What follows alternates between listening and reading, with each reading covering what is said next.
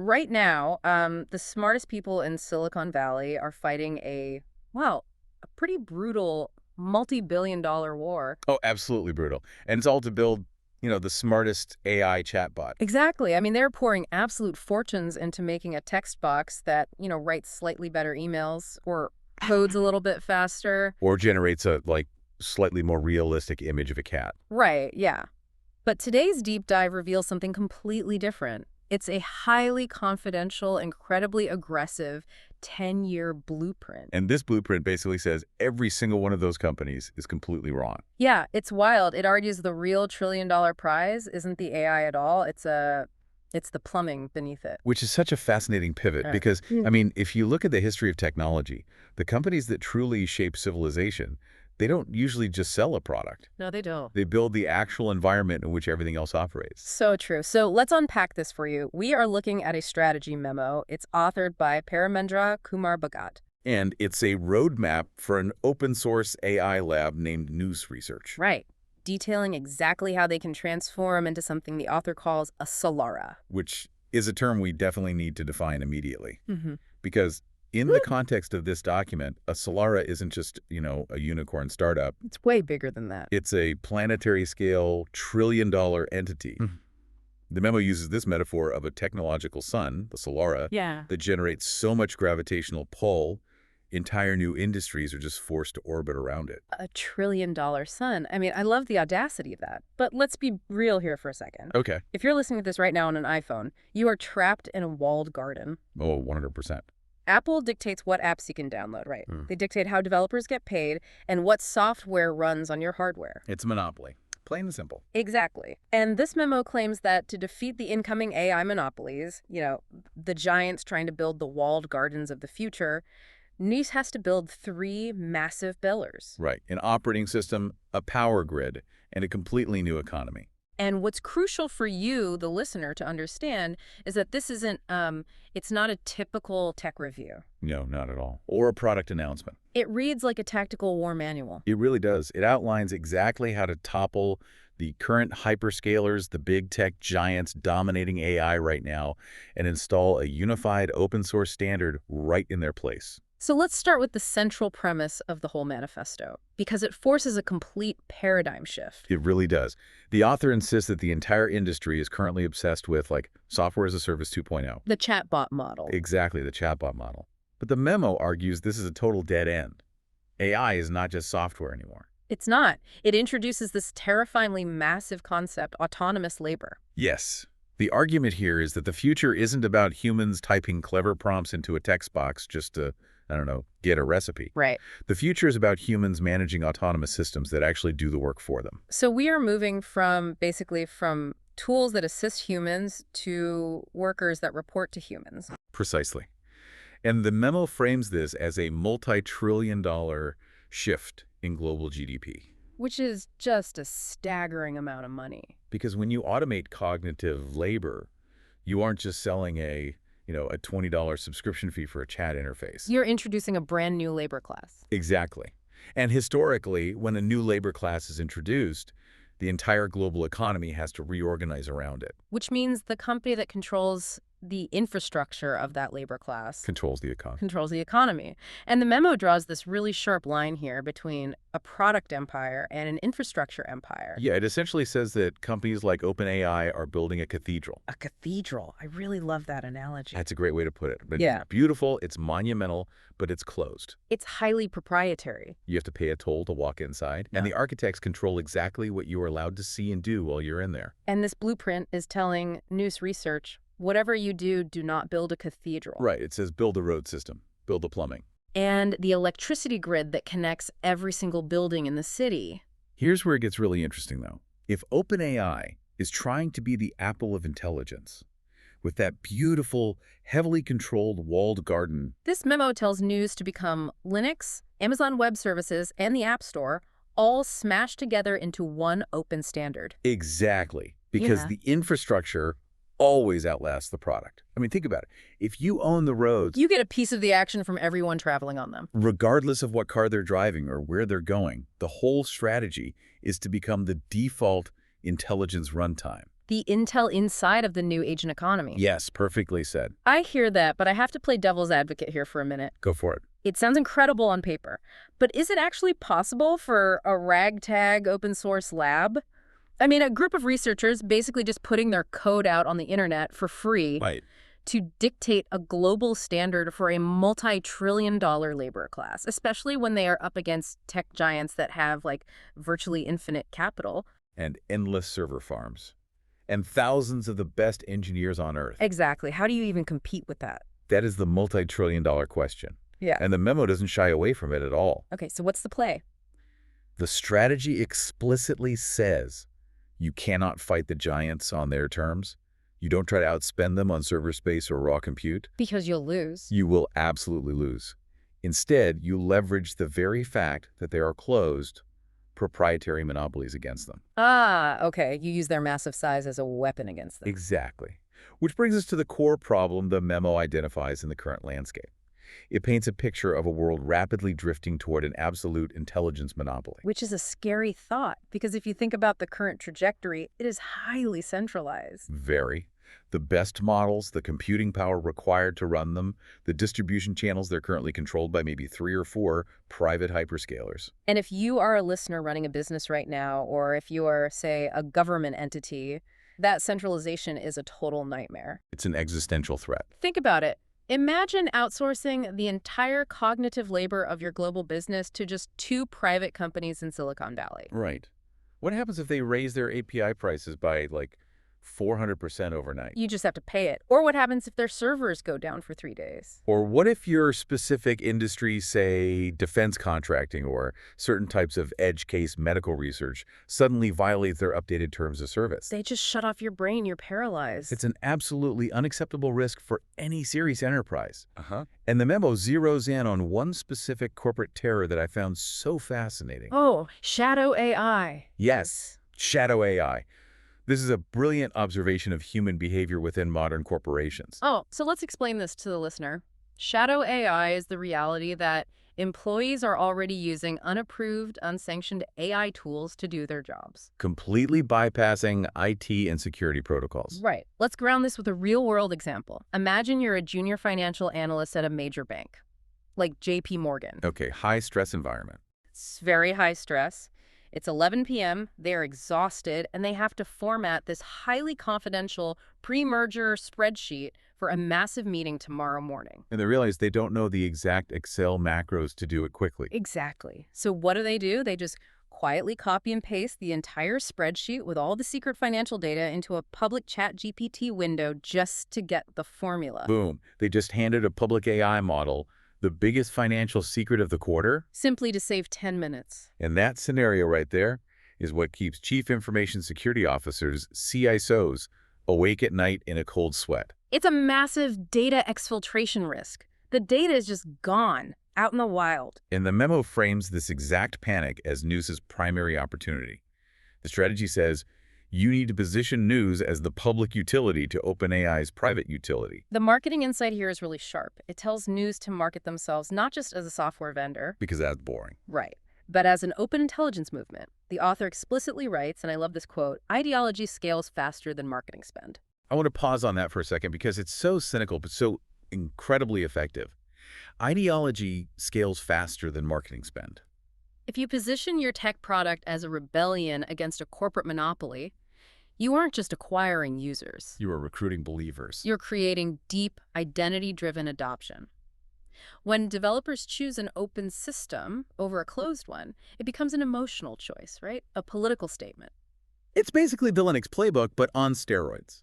The memo actually says the objective is totally psychological. You want to make developers feel, quote-unquote, stupid for choosing a closed ecosystem. Not by directly insulting them, though. No. But by making the closed system feel incredibly fragile and outdated, you are buying into a monopoly that will eventually trap you. Whereas the open system means you are part of the resistance. You're on the right side of history.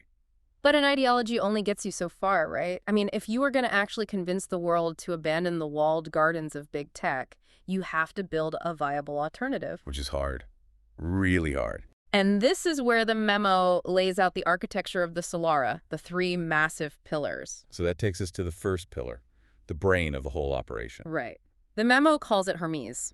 Now, Nous already has an open source model named Hermes out in the wild. They do.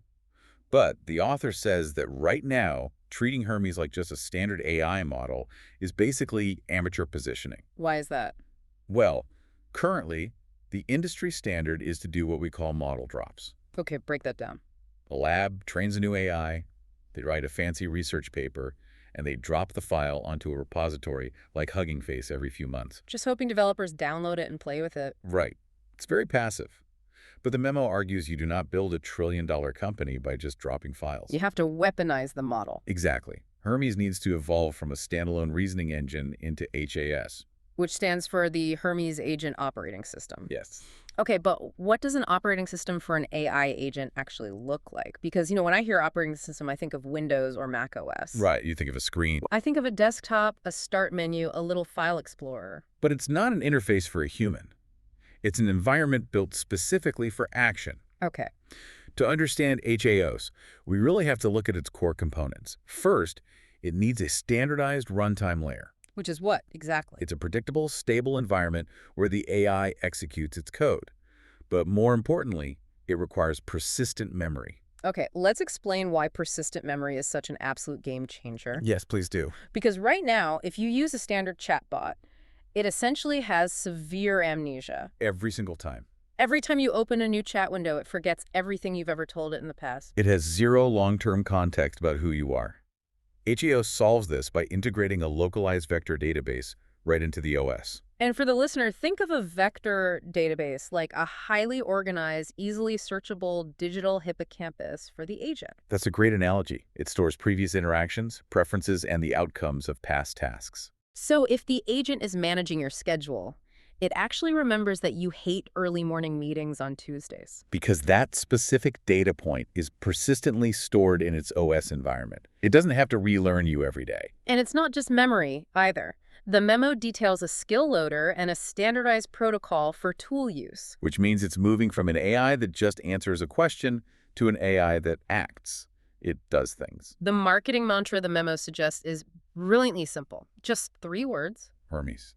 Install intelligence. Install intelligence. Just one command line, and your entire corporate system is suddenly smart. And here's the tension in the strategy. The author wants developers to stop thinking, oh, I'm building an AI agent. Right. They want them to think, I'm deploying my application on Hermes OS. Yes. Wait, pause right there, because this is where I have to push back pretty hard. Okay, let's hear it. We just spent, 10 minutes talking about how the whole marketing pitch is an open rebellion against monopolies. A resistance, yeah. We are selling developers on the idea of freedom from vendor lock-in. But if I'm a developer and I build my entire business workflow on Hermes OS, Right. If my app relies entirely on its specific vector memory architecture, its proprietary skill loader protocols, its safety layers, how is that freedom? It's a fair question. Aren't I just trading a lock-in with Apple or OpenAI for a lock-in with Nous? It's a very sharp critique, and honestly, it exposes the ruthless pragmatism of this entire memo. Because it's a trap, right? The author essentially advocates for creating platform lock-in without being closed source. Wow. Okay. The underlying code might be open and auditable, which, appeases the ideological crowd. They could look at the code. But the ecosystem, the interconnected standards, the way all the tools rely on each other to function, that becomes so deeply entrenched that leaving the Hermes ecosystem is economically and technically painful.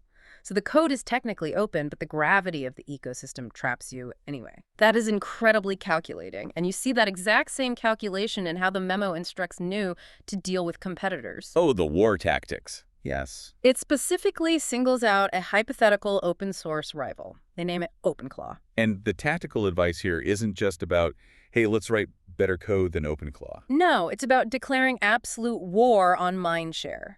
The memo says, every single time OpenClaw releases a feature, Nous has to counter instantly with a specific narrative frame. If OpenClaw does something new, the PR response is ready to go. Hermes does that, but persistent. Hermes does that, but open. Hermes does that, but cheaper. It's a relentless, almost political campaign to position HAOs as the inevitable default standard. Like, don't even bother with the others. But all of this software ambition, this whole operating system, hits a massive physical roadblock. The hardware problem. Right, because if you are building the operating system that runs millions, eventually billions, of autonomous agents, Mm-hmm. you are going to need an unfathomable amount of computing power. Software needs hardware. It doesn't run on magic. Exactly. And if Neurus manages to build this incredible anti-monopoly operating system, but they have to go begging to Amazon AWS or Google Cloud to actually run it, Amazon can just flip a switch and shut them off. they are right back in the monopoly trap, which means the entire strategy dies right there without the second pillar. This brings us to pillar 2, Psyche, the distributed power grid.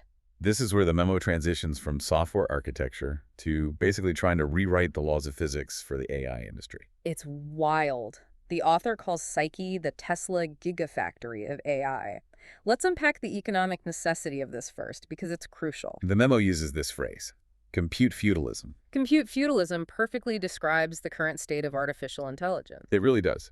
Big tech wins not necessarily because they have better ideas or better researchers, but because they own the physical data centers. They own the specialized silicon chips, the GPUs. Right. If you are a researcher or a startup and you want to train a massive frontier AI model, you have to pay the feudal lords their tax. You rent time on their servers, and they take a massive cut. It's the ultimate bottleneck for innovation. But Psyche aims to flip the table entirely by building a decentralized network for both training and inference. And we should definitely clarify the difference there for the listener. Good idea. Inference is when you use an already trained model, like asking it a question and getting an answer back. It's relatively light on compute. Right. But training is the immensely difficult, computationally heavy process of actually teaching the model from scratch using petabytes of data. It takes months and massive server farms. And the memo envisions a world where millions of everyday devices globally contribute their idle compute power to do this. So instead of one massive billion-dollar building full of servers in like an Arizona desert, It's a million laptops, gaming rigs, and corporate servers across the globe, all networked together. and in exchange, those users who donate their compute earn rewards, cash, tokens, or network credits. By doing this, New can theoretically undercut the hyperscalers on cost and break their monopoly on compute. That's the dream. Okay, hold on. A cultural movement doesn't bend the laws of physics. Right. It's one thing to share compute power for something like mining cryptocurrency, where the math problems are totally isolated. Yeah, Bitcoin mining is very different. Very different. But training advanced AI requires massive, continuous data transfer between nodes.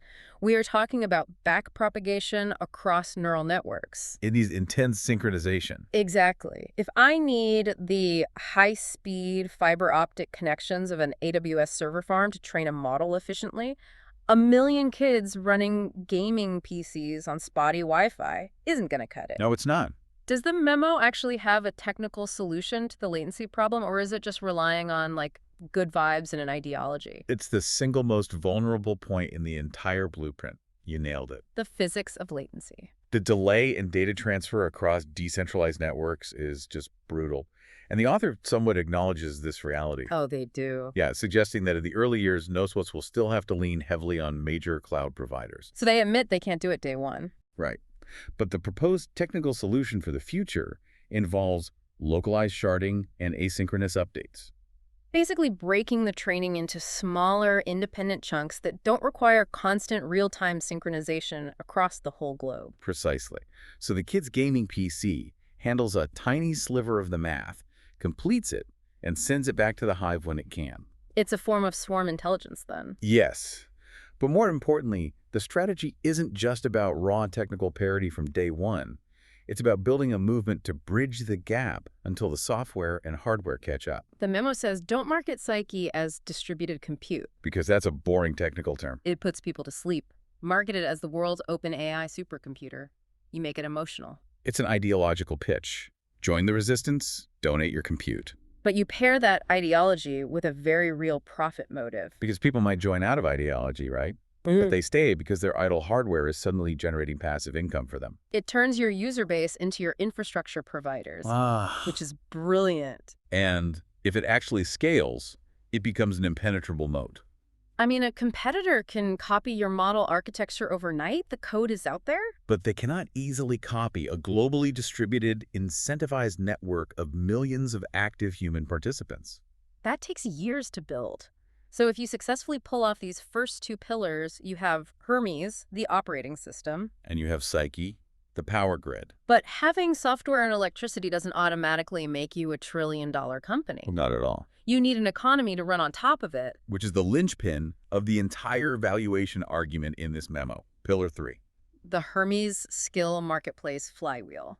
The memo is incredibly blunt here. It literally says models are not the business. That line just blew my mind when I read it. Right, because everyone in tech right now is completely obsessed with who has the smartest model. GPT-4, Claude 3, Gemini, it's a constant race. But this strategy says, forget the model. The model is just a commodity. Even the agents themselves aren't the business. The real business is the ecosystem. The author describes it as the App Store strategy applied to cognition. Let's ground this, because a marketplace for cognition is kind of a wild concept. It is a bit mind-bending. When you or I think of an app store, we think of a human being tapping a glass screen to download Spotify or a fitness tracker, right? A human consumer.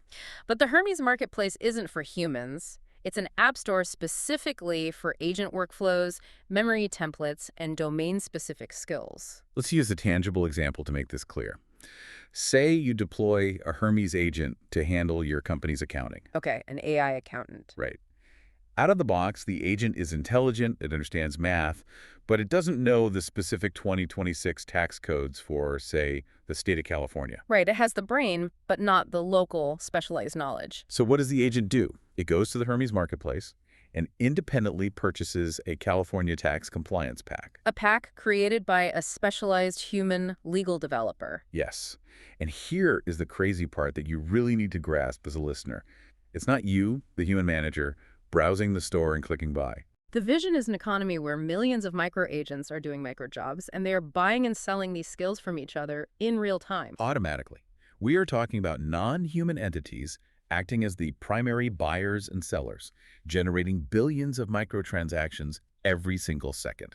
An agent negotiating with an airline's agent for a flight price, paying a tiny fraction of a cent for API access. It's machine-to-machine commerce on a massive scale. And just like Apple takes a 30% cut of App Store sales, Nous takes a 10 to 30% transaction fee on the entire economy of intelligence. This is how you extract rent from the GDP shift we talked about earlier. You don't do the actual work. You just tax the space where the AI does the work. The math projected in the memo is frankly staggering. It posits that if the marketplace volume eventually reaches $500 billion a year in cognitive labor transactions, and Nous takes a 10% cut, that yields $50 billion in pure revenue just for hosting the ecosystem. It creates a self-feeding flywheel. Developers rush to publish skills because millions of agents are already there to buy them. And users deploy agents on Hermes because it has the best marketplace of skills. The network becomes heavier and more inevitable with every new participant that joins. So we have the three pillars laid out now: the Hermes OS, the Psyche power grid, and the skill marketplace. That is the destination, the Solara. But the obvious question is, how on earth do you get there from here? Right. How does a relatively small open-source research lab today navigate to that massive endpoint? The memo doesn't just theorize about the future, it provides a highly specific, aggressively phased 10-year roadmap. And it starts right now. Phase 1 is labeled Marketing Escape Velocity, covering months 0 to 36. The stated goal here is to reach a point where growth compounds automatically. The target metric is 50 million downloads and absolute domination of developer mindshare. The tactical execution in Phase 1 is all about building what the memo calls bridges. The memo wants Hermes to act basically as a parasite on competitors' frameworks. Okay, what does that mean in practice? The idea is to make Hermes the de facto intelligence layer across all ecosystems. If a developer builds an agent using a competitor's framework, but plugs Hermes in for the reasoning, Hermes retains the skills and the data. Exactly. It effectively turns competitors into growth channels for Nous. They do the work, you harvest the intelligence. The author also wants to turn Hermes into a cultural spectacle. They introduce this concept of Hermes battles. Yes. Weekly, highly publicized showdowns against models like GPT-5 or Claude. Hermes versus Claude, multi-step agent marathon. It's like treating AI benchmarking like a UFC fight. Totally. And the author astutely notes that in phase one, the perception of momentum matters infinitely more than raw technical accuracy. Even if Hermes occasionally loses a benchmark test, by constantly being in the ring, it maintains cultural relevance. It forces the narrative that Hermes is the definitive, undisputed challenger to the throne. They also propose a Hermes Fellows program, Which acts like this startup accelerator Y Combinator, but exclusively for AI builders in their ecosystem. You identify the top developers, you give them free compute credits on the Psyche grid. You give them early access to models and amplify them publicly. You make building on Hermes a viable, lucrative career ladder. It's all about distribution beating brilliance in the early years. Get it in everyone's hands. But phase two, which covers months 36 to 72, is where the major pivot happens. This is the monetization phase. The goal shifts to enterprise capture. And this is where the strategy gets incredibly calculating. Because you have to figure out how to convert all that goodwill, all that open source love and developer adoption into massive corporate revenue without alienating the community that built you. You do it by introducing the CISO marketing hook. The memo advises a brilliant pivot in messaging here. When you talk to the open source community, you sell freedom. But when you talk to the enterprise, to the chief information security officer, you sell security, not intelligence. Let me quote the memo directly because this is so sharp. Shadow AI is inevitable. Hermes is how you control it. They are taking that exact terrifying scenario we talked about earlier, the JP Morgan analyst pasting the spreadsheet into a public chatbot. And they're fully monetizing the fear of it. Nuga steps into the boardroom and says, look, we know your employees are using unsanctioned AI. You can't stop them. But if you mandate Hermes OS internally, we will give you full compliance. We will give you immutable audit logs. We guarantee that your data is heavily sandboxed and never, ever trains a public model. We will sell you peace of mind. It's brilliant. But again, I have to ask, is it inherently cynical? You champion this open, freewheeling, anti-monopoly intelligence movement to get developers to build your ecosystem for free, right? Right. But your entire multi-billion-dollar business model relies on monetizing corporate fear of the very technology you are championing. It's a classic dual-sided market strategy, executed perfectly. You sell freedom to the creators and you sell control to the managers. Is it cynical, though? Perhaps, but the memo argues that fear is the single most effective driver of enterprise software sales, and always has been. That's sadly true. You don't sell a massive corporate firewall because it's innovative. You sell it because the alternative is a catastrophic breach. It's hard to argue with the historical success of that playbook. So you hook the developers with Y Combinator-style fellowships? You hook the Fortune 500 by monetizing their terror of shadow AI. You build a massive, profitable software vendor, but how do you scale from a successful software company into a trillion-dollar planetary standard? That requires crossing the chasm into physical infrastructure, which brings us to phase 3 of the roadmap, spanning years 2030 to 2033. This phase is called Psyche industrialization. The goal here isn't just to be a major player in the cloud. It is to replace the hyperscalers entirely. The memo states the objective is to become the OPEC of compute. Let's expand on that metaphor for a second. OPEC is a cartel that controls the global supply of oil. When they say OPEC of compute, they mean capturing cartel-level power over the most valuable resource of the 21st century. Server space and processing power. But instead of oil fields in the Middle East, it's millions of decentralized nodes globally. And the geopolitical angle they leverage here is absolutely crucial. Yes, as AI becomes embedded in critical national infrastructure, everything from power grids to defense logistics, sovereign governments are going to wake up to a massive strategic vulnerability. Think about it. Imagine you are the European Union or the Ministry of Defense for a major nation. You simply cannot accept a reality where the cognitive labor of your entire government is hosted on servers physically controlled by an American corporation like Meta or Amazon. Right, because if political winds shift, Amazon could just turn off your government's brain. Exactly. So the strategy is to offer these nations compute sovereignty. Psyche allows a sovereign nation to plug their own physical hardware, their own localized data centers, into the global intelligence grid. They get access to the shared, evolving capabilities of the Hermes ecosystem, but they maintain total legal and physical sovereignty over their own operations. The memo literally calls it the NATO of compute. It's framing the AI network as a mutual defense pact against the sovereign threat of big tech monopolies. And this leads directly into Phase 4, the culmination of the decade-long plan, becoming a civilization platform. By 2036, the targets are just astronomical. 1 billion active users or devices and an annual recurring revenue of $50 to $100 billion. But wait, how do you manage that level of ruthless geopolitical capitalism without losing the trust of the open source community, which is the foundation of the whole thing? That's a huge risk. If developers smell that you've just become the new Microsoft, they'll abandon you for the next open source project instantly. To prevent that, the memo proposes a dual entity strategy. It's a corporate structure we've seen work before, most notably with Red Hat and Linux. Explain how that splits the identity of the company. You divide the organization in two. Entity A is Nous Research. This remains a pure, almost academic open source tech division. Okay, so they do the research. They build the core models, they maintain the Psyche protocols, and their entire job is to protect the quote-unquote soul of the project and maintain community trust. And they don't sell anything. Not a thing. And Entity B is the Nulcos Intelligence Corporation. Yes. This is the aggressive, suit-wearing capitalist vehicle. They are the ones doing the enterprise sales, managing the compliance certifications for the CISOs. And crucially, they are the entity collecting the 30% transaction fees from the Hermes marketplace and the Psyche compute network. Entity B is the trillion-dollar vehicle that scales the empire, while Entity A acts as the ideological shield. It's a very clever structure. Okay, this all sounds incredibly elegant, almost inevitable when you read it on paper, but we are talking about unseating some of the most powerful, cash-rich corporations in human history. Giants like Google, Meta, and OpenAI are not just going to step aside and let a decentralized lab become the NATO of compute. They will crush you. They will certainly try, which is why the author dedicates a significant portion of the memo to a highly specific war game. It's a 5-layer moat strategy designed to dismantle the hyperscalers piece by piece. Let's dive into that war game. The author outlines how to counter each major player individually. Let's start with the big one, OpenAI. Right. How do you beat a company with a massive head start and billions from Microsoft? As we discussed, the counter to OpenAI is pure narrative positioning. OpenAI has already made the choice to be closed and proprietary. So, Nous counters by permanently positioning itself as the public utility alternative.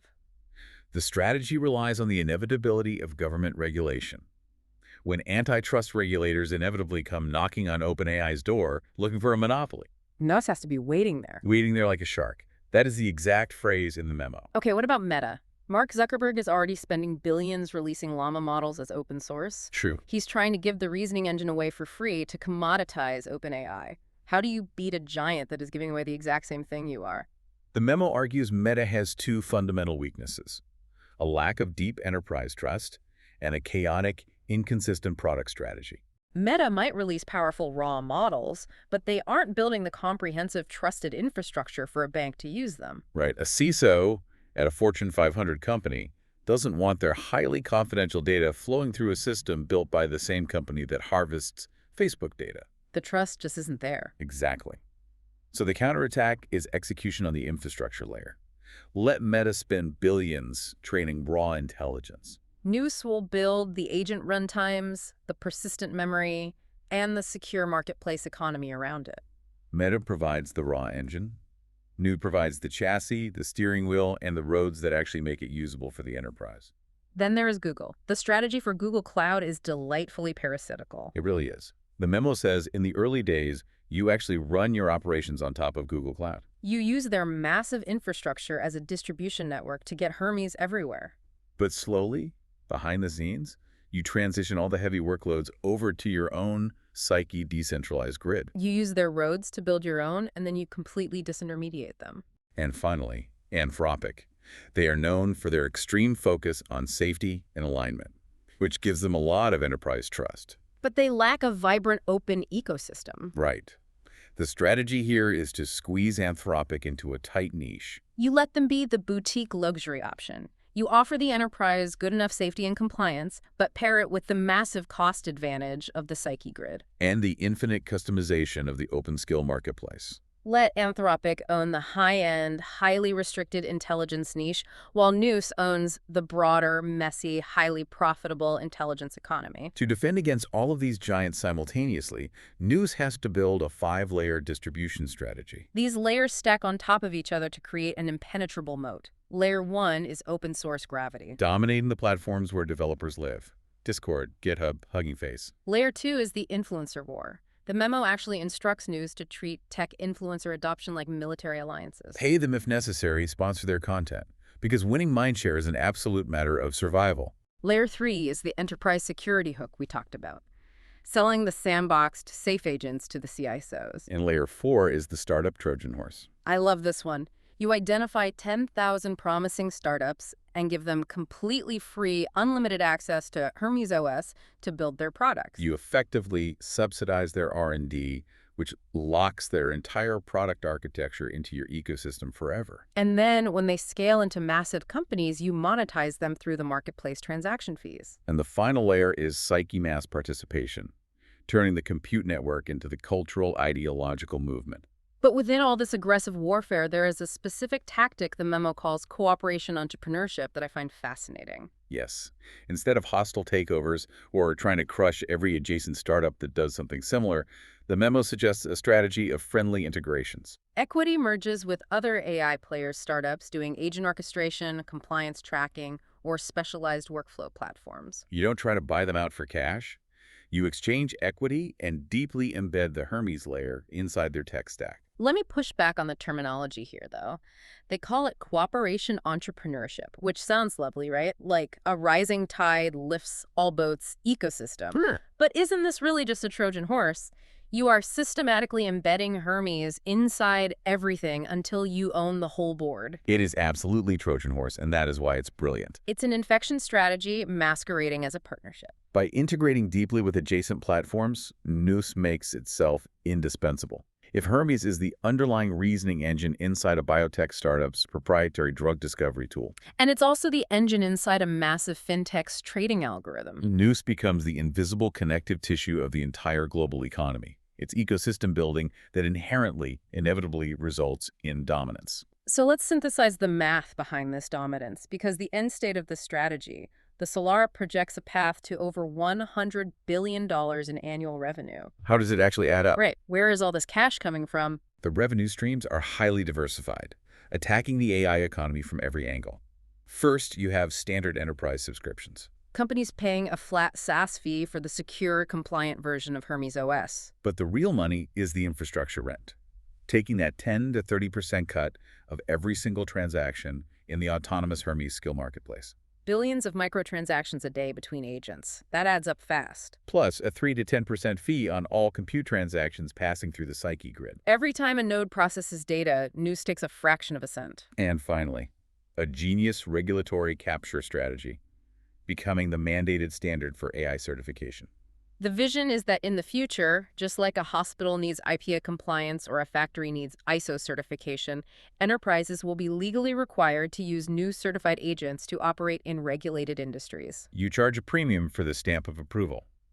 It is essentially a comprehensive system for taxing the very existence of AI labor from every conceivable angle. Which brings us to the end of this deep dive.